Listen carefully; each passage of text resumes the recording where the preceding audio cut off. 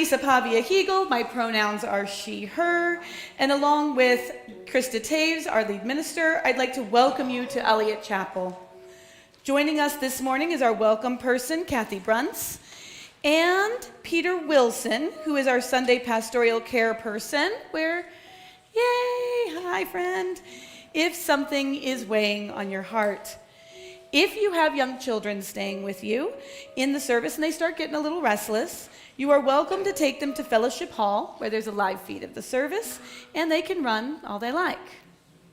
Now today, despite the federal government deciding to erase Black History Month, despite Google and Apple removing it from their calendars, we gather to celebrate Black History Month today.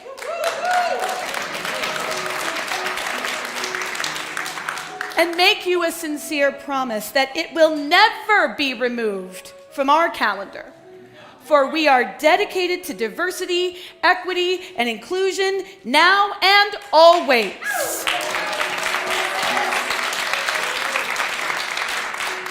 Because the spirit of welcome is at the center of love, which is at the center of everything that we are as a community. And to solidify that welcome, please join with me to respond, "You are welcome here," at the end of each of these statements. If you are an immigrant, a refugee, or a person without documentation, I want to hear it, friends. You are welcome here. If you are Black, brown, white, indigenous, APIA, whatever your origin, you are welcome here. If you believe in God all of the time, some of the time, or none of the time, you are welcome here. If you have a disability, visible or invisible, you are welcome here. If you want for nothing, or if you struggle every day to get by, you are welcome here. No matter whom you love or what your gender identity, you are welcome here. For this is a community of diversity, of love, and of justice, and it is good to be together. Now let us enter into our spirit of worship.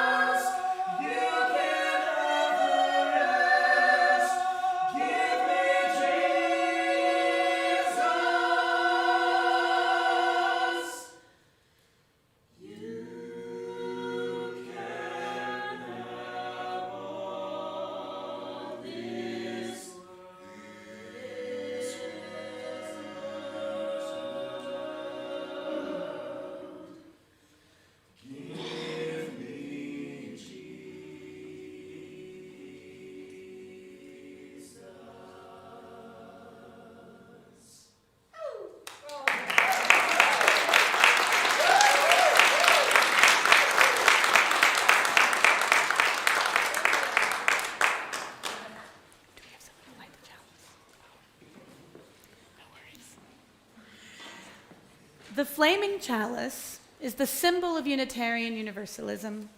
We light a chalice to signify that we are entering into sacred space. Our chalice lighting words today come from the UUA website. Out of the flames of fear, we rise with courage of our deepest convictions to stand for justice, inclusion, and peace. Out of the flames of scrutiny, we rise to proclaim our faith with hope to heal a fractured and hurting world. Out of the flames of doubt, we rise to embrace the mystery and wonder and awe of all there is and all there is yet to be. Out of the flames of hate, we rise with the force of love that celebrates our shared humanity. Out of the flames, we rise. Now, if you'll join us for our opening hymn, number 149, Lift Every Voice and Sing. Never mind. I'm going to lift my sister up. And is that going to be on the screen? Beautiful. Look at that. All right. Good morning. Well, before I start singing, first of all, I feel like somebody should introduce our guests that we have. Over there, that sang for us this morning are Elena Epps, Alexander Johnson, Becca Ford, and Dylan Carl. They are friends of mine who sing with me in many, many different places, but one of the biggest being in Unison Chorus, which is why I figured, why not have a small group of my friends come join us this morning for Black History Month. Alrighty, now this song, which you have done a few times with me. The first time, just to give you a little reminder, I'll sing the first verse, and then we'll start over again at the beginning and go all the way through. Okay? All right. I'm gonna lift my sister up. She is not heavy. I'm gonna lift my sister up. She is not heavy. I'm gonna lift my sister up. She is not heavy. If I don't lift her up, if I don't lift her up, if I don't lift her up, I will fall down. Okay, back at the beginning, sister. I'm gonna lift my sister up. She is not heavy. I'm gonna lift my sister up. She is not heavy. I'm gonna lift my sister up. She is not heavy. If I don't lift her up, if I don't lift her up, if I don't lift her up, I will fall down. My brother, I'm gonna lift my brother up. He is not heavy. I'm gonna lift my brother up. He is not heavy. I'm gonna lift my brother up. He is not heavy. If I don't lift him up, if I don't lift him up, if I don't lift him up, I will fall down. My sibling, and add a clap, baby. I'm gonna lift my sibling up. They are not heavy. I'm gonna lift my sibling up. They are not heavy. I'm gonna lift my sibling up. They are not heavy. If I don't lift them up, if I don't lift them up, if I don't lift them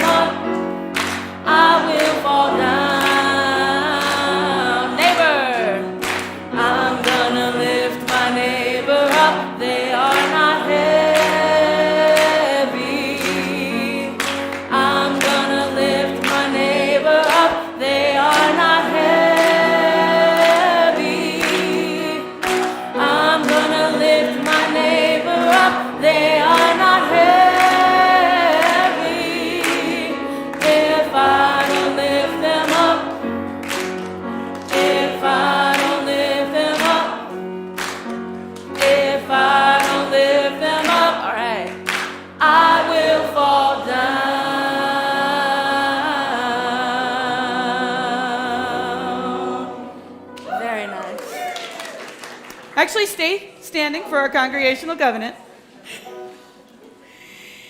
In Unitarian Universalism, our covenants are the agreements we make between each other for how love becomes real. Please join with me in reading our congregational covenant. As a free congregation, we promise to one another our mutual trust and support. To create beloved community, we promise to be kinder to each other than we have to be. To listen fully to each other with an open mind and heart, to speak responsibly and respectfully, and to find ways to improve our church for all of our members and friends.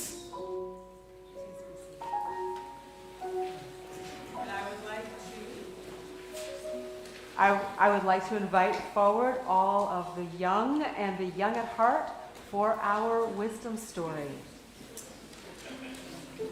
No, it's fine. And sit where you can see the screen, okay? Sit where you can see the screen. So probably on the floor right here, so you have a better view. All right.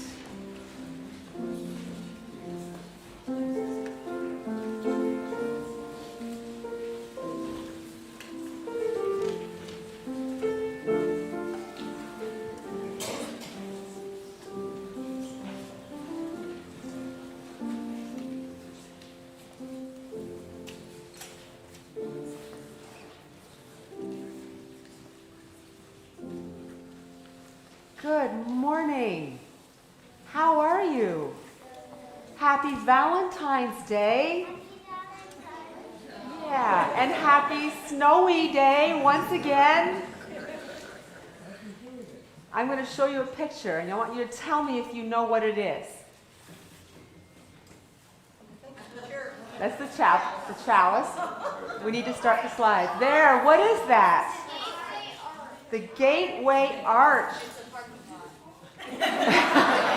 Well, that too. Does anyone know what it represents? Yeah, it has an elevator and it leads from the museum. Right, it has an elevator, there's a museum down below, and there's windows up above. Ginny? Virginia, you had your hand up. What does the arch represent? Maybe Maybe peace. Yes? the gateway to the west. The gateway to the west. That is right. It represents the gateway to the west. Back in the 1800s, St. Louis was a very important city.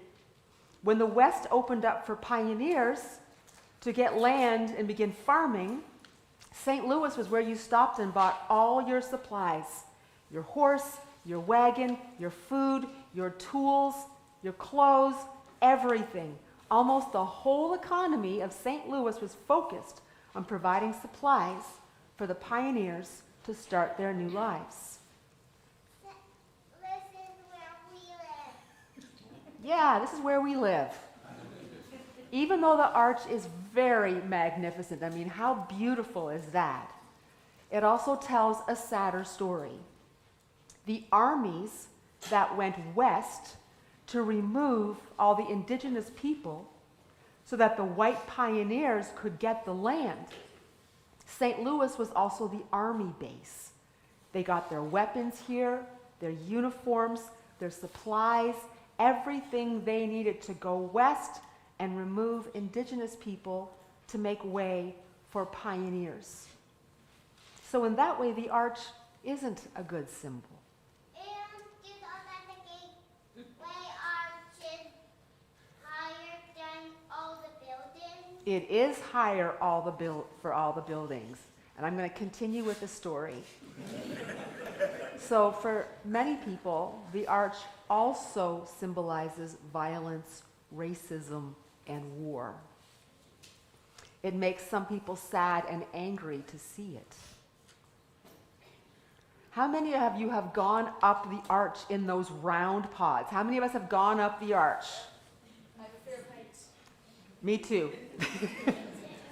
Here's a view of the arch looking down at the old courthouse built in 1864, which is 161 years ago. Sometimes when you go up to the arch and look down, you might see protests at the old courthouse. People protest there a lot. A protest is when you do something for justice, something to make this a better world. Has anyone here attended a protest at the old courthouse? Yell out a few things that you went there to protest. Reproductive rights. March for science. Women's rights. All right, lots of things. Gun control. Gun, yeah. So that's one of the things that happens at the old courthouse a lot. One thing, Virginia. When I was going on my field trip last Thursday to Oh. the aquarium, the St. Louis aquarium, on our way there, I saw the arch a lot. And Yes, we see the arch. it turned into a It kind of, train station.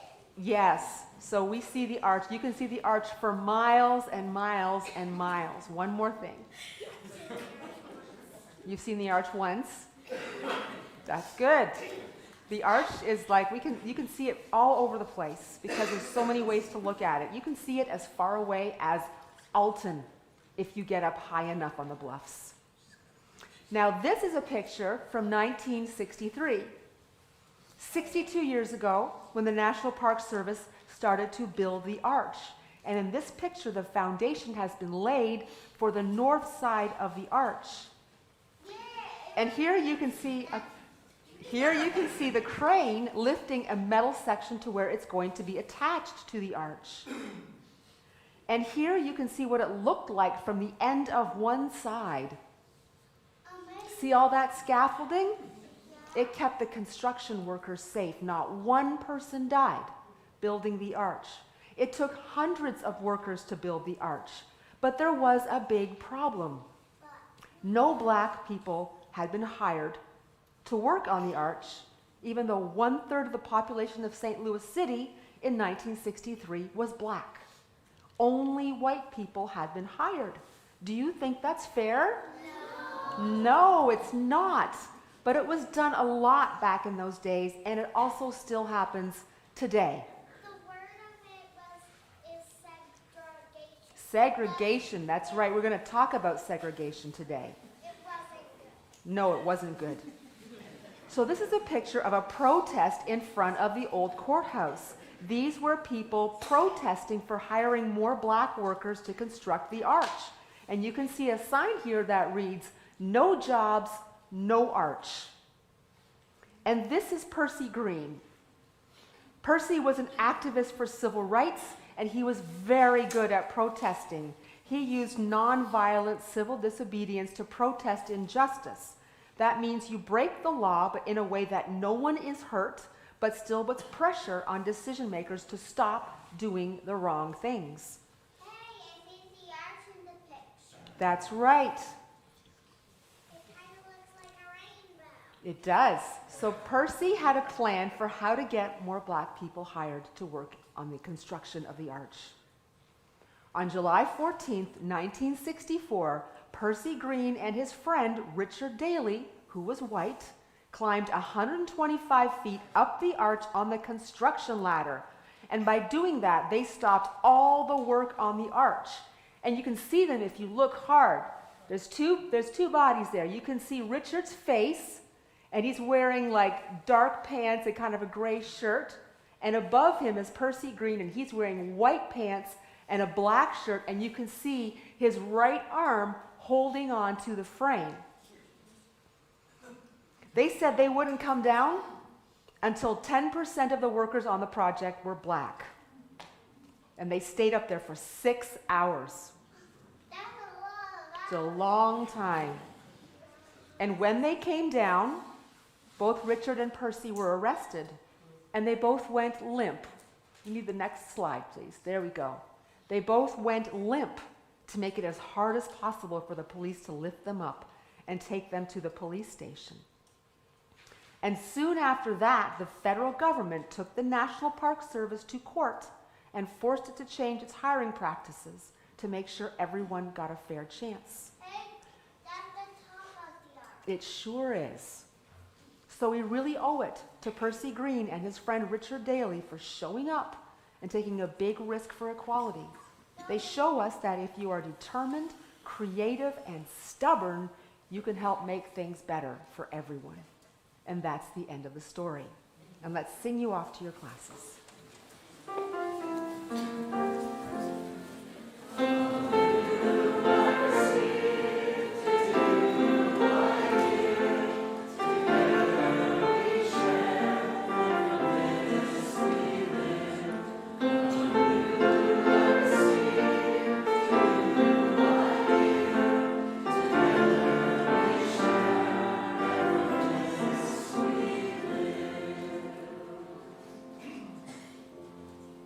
Always be careful what you ask for when you have kids at the front, right? But bless them. They are a blessing. Our prayer today is adapted from the original by African American Disciples of Christ minister Reverend Anita Cobb, written in honor of Black History Month. As a people committed to pluralism and an embrace of diversity, let us see the universal in the particular of this prayer, couched in Reverend Cobb's Christian faith. Please join me in the spirit of prayer and meditation. Loving God, our Creator, thank you.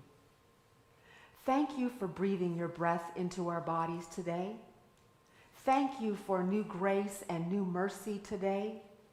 We humble ourselves today, releasing our own personal baggage and desires, and even our despair, knowing that you are with us and care about us.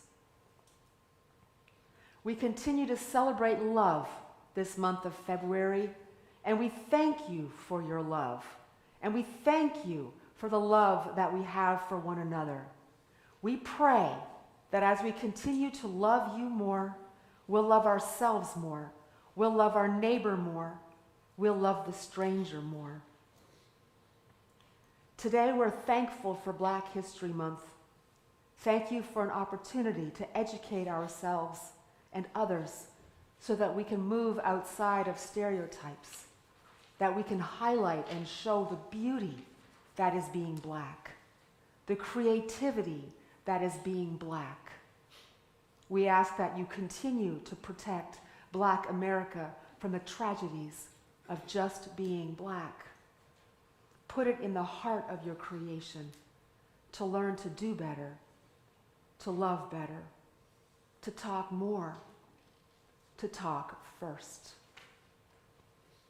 God, these are our bodies that have come together, and I pray right now that you would protect us, that you would strengthen us, that you would allow our ears, our hearts, our visions to profess your infinite love. May we not be swayed one way or the other by how life comes, but that we be like trees planted by the rivers of water, that in the days and weeks and times to come, it would be a time of refreshing, renewal, and energizing. Give us hope that we may go out and do good work.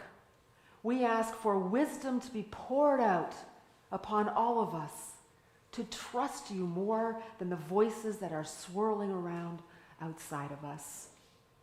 Rain down your grace, rain down your mercy upon the work of our hands and our hearts. Make us strong. May we come ready, knowing that your hand is upon us and that with you all things are possible and we will not fail. We give you all the things, all the glory, all the honor, and all the praise. Amen.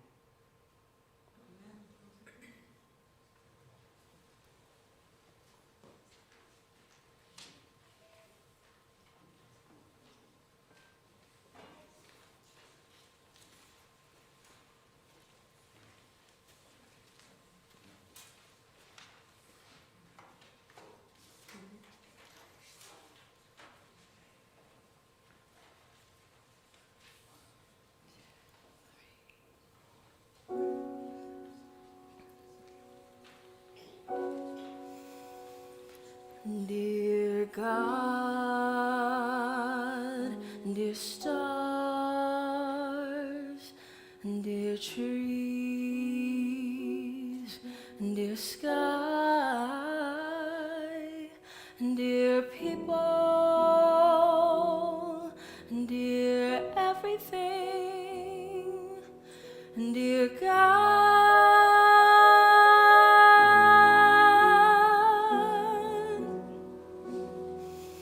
God is inside me and everyone else that was or ever will be. I came into this world with God, and when I finally look inside, I found it. Just as close as my breath is to me. Rising like a sun is the hope that sets us free. Your heartbeat make my heart beat when we share love like a blade of corn, honeybee, waterfall, part of me, like the color purple, where do we come from? And my eyes are open. Look what God has done, and take a grain of love to make a mighty, mighty tree. Smallest voice I believe, like a drop of water in the river high. There are miracles, and I'm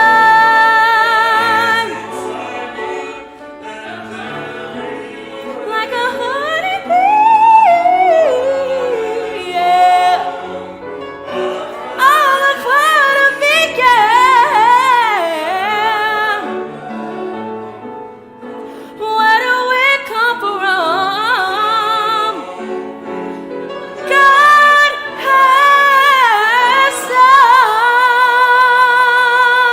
done. I don't think us feel old at all.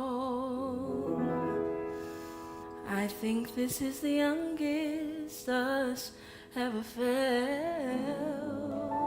Yeah.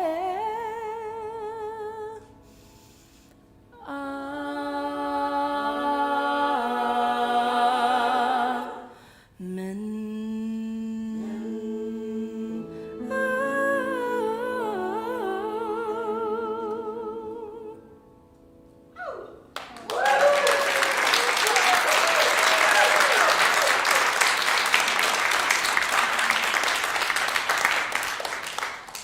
Wow. I'm done, Miss Scully. Every week, we give half of our offering to an organization that shares our values.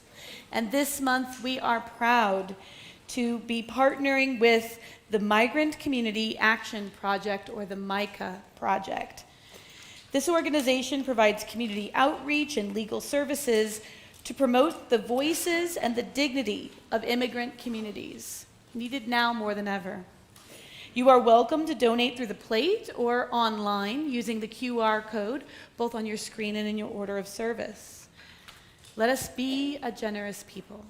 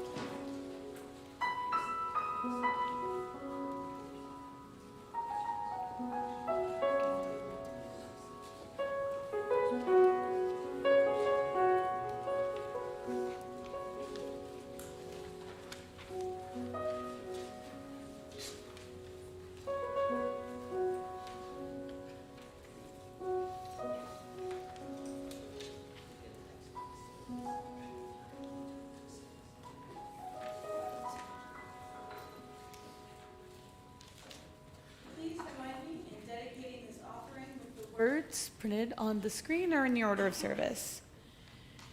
To the work of the church, which is weaving a tapestry of love and action, we dedicate our lives, and these are offerings.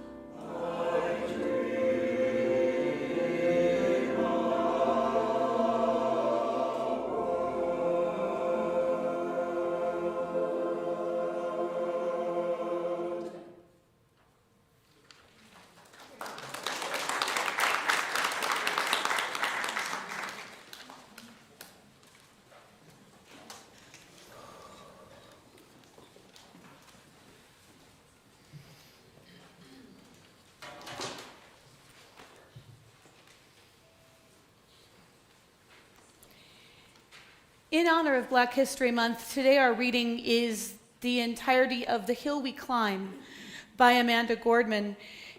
She was I believe she still is, a poet laureate of the United States, and a very gifted young Black woman who is a rising star and has now published several books, several which have been now banned in our school systems. And so it's an honor for me to offer this and do as very much justice as I possibly can. For those of you who are unaware, The Hill We Climb was also the inauguration poem for President Joe Biden, offered 2 weeks after people attempted to storm the Capitol. When day comes, we ask ourselves, where we can find light in this never-ending shade. The loss we carry, a sea we must wade.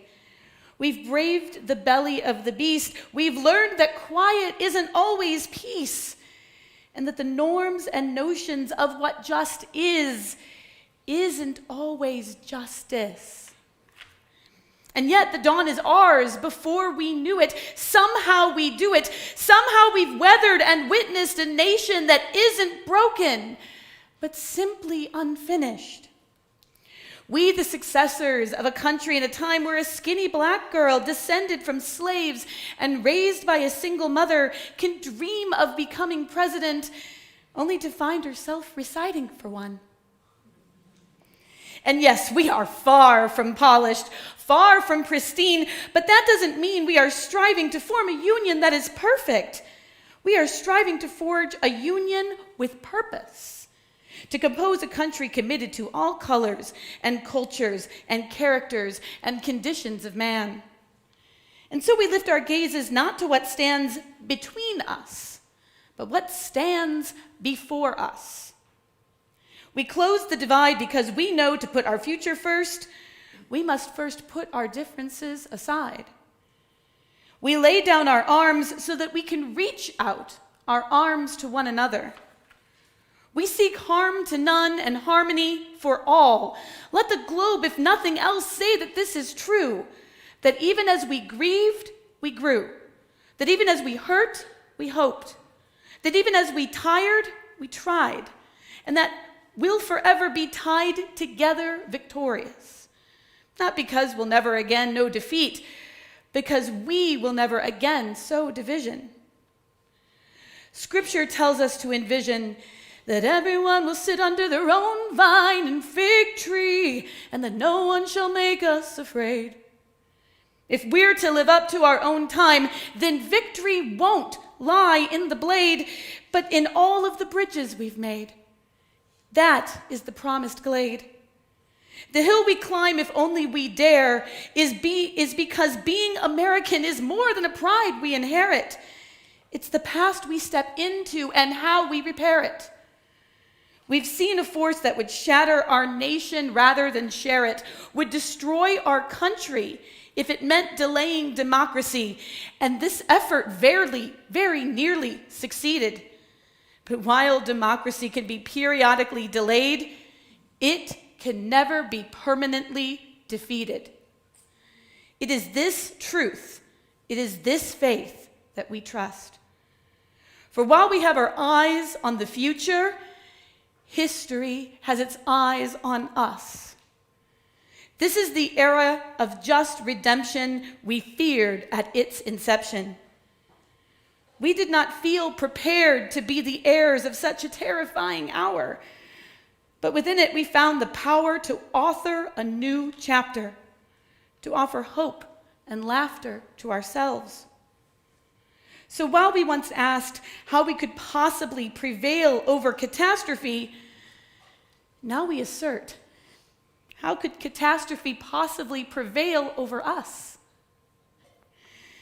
We will not march back to what was, but to move to what shall be.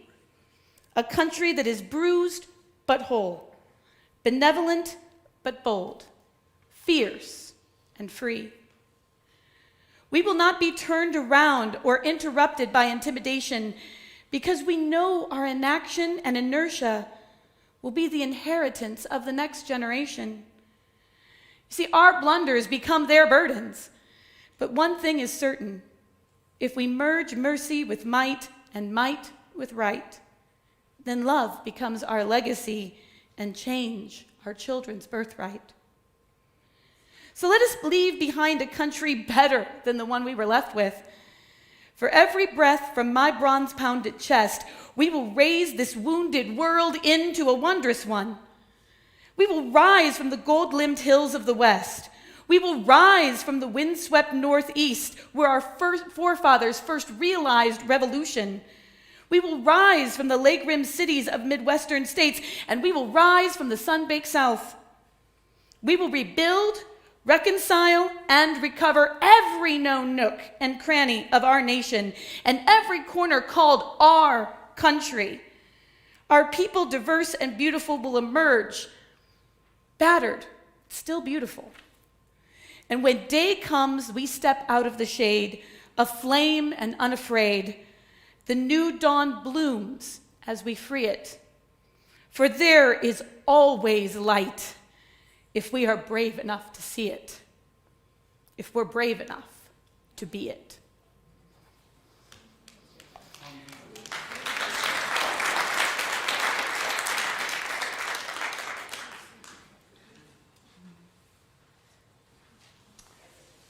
Amen. Can you remember listening to this poem on January 20th, 2021? How did you feel hearing this poem? I experienced it as a sacred moment, a collective sigh of relief, a celebration, and a warning to not let ourselves rest. There's always light if only we're brave enough to see it, if only we're brave enough to be it. How does it feel hearing this poem now?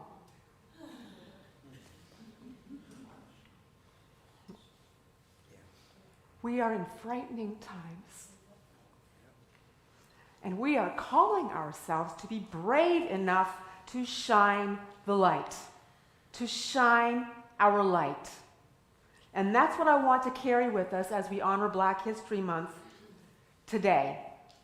The administration may be trying to erase this celebration, and companies like Google have capitulated to this act of tyranny in advance rather than being brave and principled. Shame on them.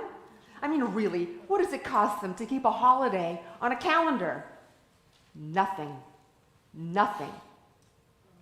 But for millions of Americans, we are being brave enough to cast the light, to honor the true history of our country, in which African Americans have radically reshaped this nation over and over and over, and we are all blessed. We are all blessed by it. We cannot allow this to be erased and silenced. So today is our third service on February's theme of inclusion. And the overarching approach that we have taken is that inclusion is an act of resistance. It is a form of non-compliance before political and corporate forces who are trying to erase us. All of us. All of us.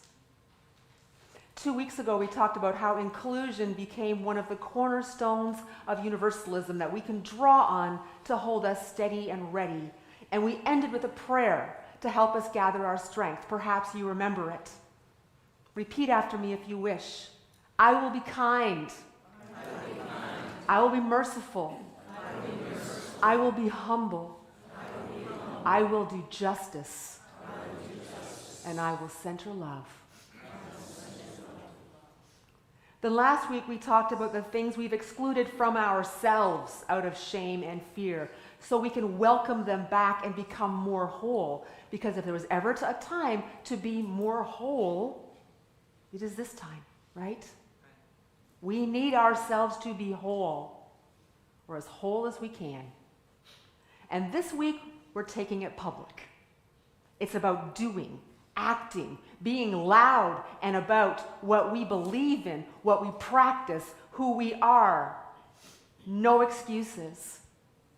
And that's why our children heard the story of Percy Green today and Richard Daley, because they were loud and out, fighting for inclusion of Black Americans in every aspect of American society. Radical public witnessing was Percy Green's modus operandi. And what is public witnessing?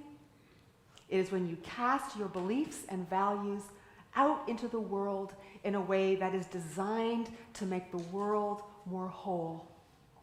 I'm going to say that again. Public witnessing is when you cast your beliefs and values out into the world in a way that is designed to make this world more whole. Our Black Lives Matter vigil? That's public witnessing. When you go to protests, that's public witnessing. When you write letters to the editor, that's public witnessing. When you write letters when you start a blog, that's public witnessing. When you talk to your family, friends, and neighbors about what's happening around us, that is public witnessing.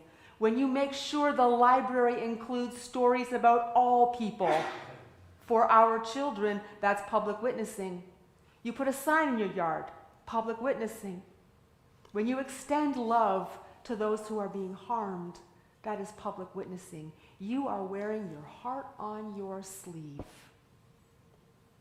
Well, actually, I am wearing hearts on my sleeve today.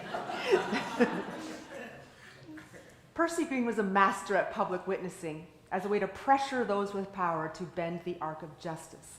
So let's go just a little bit deeper into his story, and maybe we'll find something that we can make part of our story that will help us show up for this time.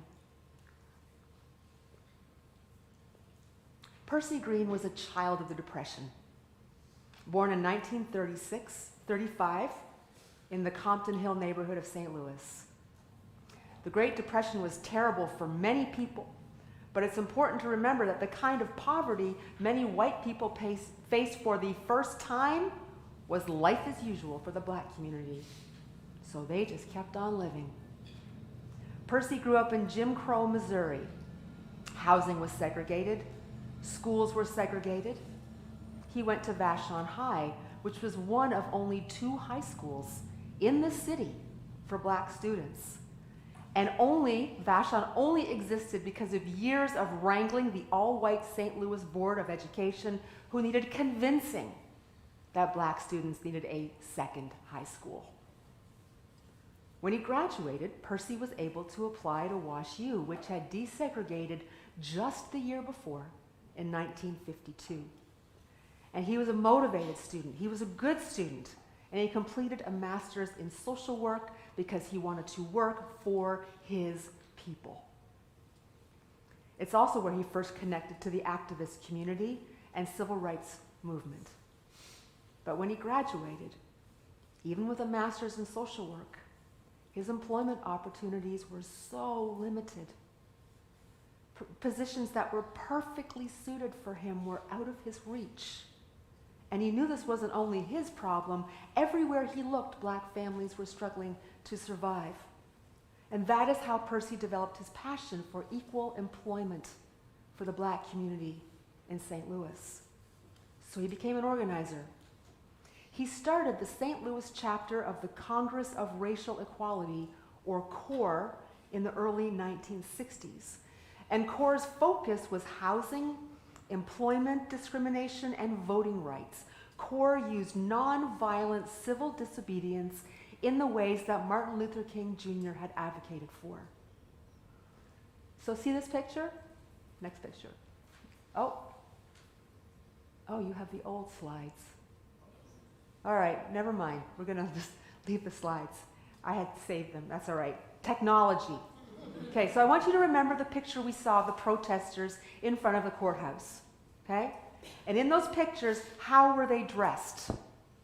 Dress pants, dress shirts, suits, dresses, nylons, there we go, heels. They were dressed for Sunday. And the strategy was that you looked respectable and dignified always. And the belief was that this would make you more difficult to dismiss, because there were going to be millions of reasons to dismiss you. Let your clothing not be one of them. So when the police turned on them, as they did in the well-known march across the Edmund Pettus Bridge, images of police officers beating well-dressed people would cause shame and revulsion. And this would build the momentum for change. But some activists like Percy Green, who were being impacted by the Black Power movement, started calling this respectability politics. They were impatient with trying to peacefully influence those in power. They thought they'd get further by being more aggressive, by making people with power more uncomfortable, threatening their respectability, their bottom line, until the cost got so high that they would relent. So Percy Green co-founded Action, which stands for the Action Committee to Improve Opportunities for Negroes. And Action's first major objective was to get more black people working on the construction of the arch. Now, CORE was also working on this and held those regular protests on the steps of the old courthouse. And so here we see an example of where these two approaches dovetailed with each other. Action used CORE's protest as a decoy. While the CORE protesters distracted the police, Percy and Richard just walked through the arch construction site, unnoticed, and climbed 125 feet before they were noticed. So which action was more successful? Protesting in suits and ties, heels and nylons, or high drama civil disobedience? These were the questions of the day. Well, Percy and Richard's climb up the arch made national news. It was in the top headline of papers across the country, around the world, but the CORE protesters were the foil to make it happen. Now, the reason I'm telling you this story is that we have the same questions today. And sometimes we are in danger of splitting over differences of opinion about what is the best approach. Marches? Some say, marches don't work anymore. Some say, well, you got to get out there. Call your legislators? Well, are they really listening? Well, who cares if they're listening? And these debates are going on and on and on, and we're spending time debating what works rather than just doing it, doing something. So what's going to work? What's going to protect immigrants, LGBTQ folks, women, federal workers, small businesses, schools, healthcare, kids, workers, farmers, families, the poor? Will it be millions of people in the streets? Mass acts of civil disobedience? Prisons so filled with protesters there's no room for immigrants? Will it be bumper stickers, boycotts, elections, money, calls to our legislator? Will it be arts, celebrities, athletes, food drives, homeless shelters, support groups, drug rehab programs, sanctuary? Will it be the quiet ways we show up for those who need care and protection? Will it be refusing to call the Gulf of Mexico anything but the Gulf of Mexico? And the answer is yes. The answer is yes. Now, we've started to answer these questions for us here at Eliot. We are finding our way to just do it, do something. How many of you attended our Solidarity Strategies meeting on January 19th? A whole lot of people in this room. Over almost 100 people gathered here in this sanctuary to make our plan. And we broke into groups focused on helping those most impacted by what we knew was coming. And oh boy, it is coming and coming. It's just unending, isn't it? The kind of thing that makes you weep when you hear Amanda Gorman's poem and go, what is going on? So we focused, and it's not an exhaustive focus because, we're just starting. The poor, LGBTQ people, abortion seekers, and immigrants. And because of the intersection of race and everything else in America, we know that oppression of these groups will disproportionately harm people of color. So I'm here to tell you where we are so far. LGBTQ people. Transgender people are a target. Missouri is like the quintessential example of how this started. They are like in the forefront of removing and erasing any protections or recognitions that were so painfully gained. So we're taking a two-prong approach. We are offering refuge and care. We are establishing an LGBTQ support group that will meet once a month to create a safe, trusting, healing space. And once a month, there will be a gathering of LGBTQ people and everyone who supports them to plan courses of action to change public opinion, pressure our legislators, and perhaps offer sanctuary. If you attended that breakout session, would you stand up? Anybody here who attended that session? 2 folks. If you want to get involved, talk to one of them, all right? And you'll be on your way. Abortion rights. We are partnering with Abortion Action Missouri with 2 focuses. Protecting and advancing Amendment 3 so that abortion once again becomes available in Missouri. It is now the law of the land. We shouldn't have to fight for it to be the law of the land, but there is a fight, and we're showing up for that fight. And we're also serving as clinic escorts in Metro East to protect patients as they arrive. If you went to this group, will you please rise? You want to get involved? Talk to one of these people in coffee hour. You'll get plugged in. The poor. A new poverty group is creating a leadership team with a focus of direct service through local organizations that serve the financially insecure. If you went to this group, please rise. If you want to get plugged in, talk to one of these folks in coffee hour. And immigration.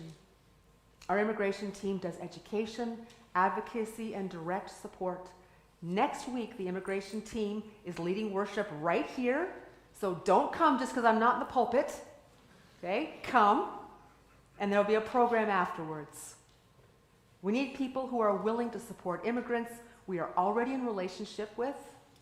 We need folks to do some heavy-hitting legislative advocacy in Jeff City, and we need to work in the community to change the narrative around immigrants and immigration. If you're part of this group, please rise.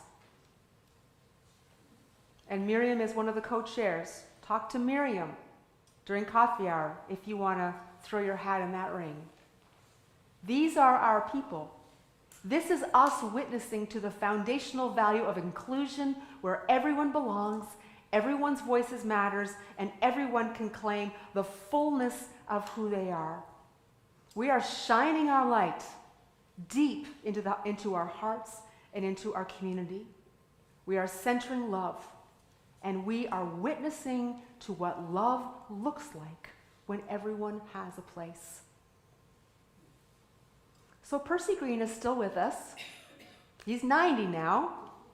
He's still a social worker, and he's still an activist, and he's still showing up. And we are too, right? Are we showing up? Yes. Yes, we are showing up. Let's end with a prayer that we spoke earlier this month. Repeat after me as you are willing and able. I will be kind. I will be merciful. I will be humble. I will do justice. And I will center love. Amen and blessed be. So let us rise joyfully in body or spirit, however you rise, and let us sing to the heavens. Lift every voice and sing.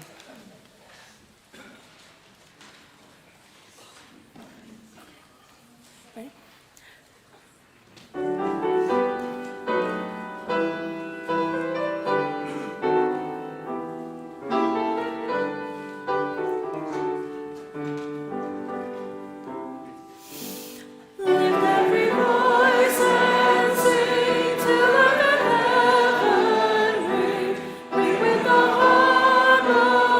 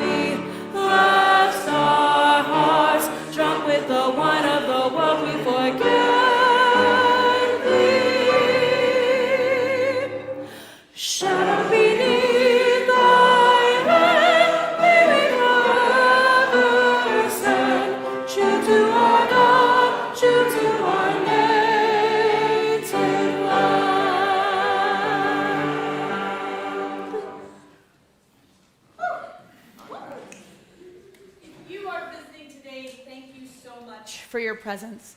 Please join us for coffee hour and take a blue cup so that we'll make sure that you are warmly welcomed. There are guest forms on your way out and on the QR code in your order of service, and we would love if you would fill those out so that we can stay in touch. And our online coffee hour is at 1:30. Please join us for that. Now please join with me in extinguishing our chalice and then remain standing for our benediction. We extinguish this chalice, but not the light of truth, the warmth of community, or the fire of commitment. These we carry in our hearts until we are together again.